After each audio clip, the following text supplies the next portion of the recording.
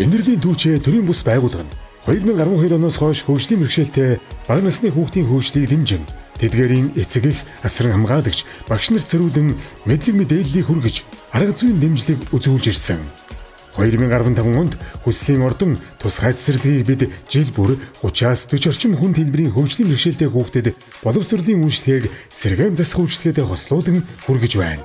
2012 оноос хойш амжиргааны түвшин доогуур өрхийн хүнд хөгжлийн бэрхшээлтэй 15-аас 20 хүүхдэд гэрээр хөдөлгөөн засал хөгжүүлэх сургалтыг хүргэж эцэг эхэд сэтгэл зүйн зөвлөгөө сургалт зохион байгуулсаар ирсэн.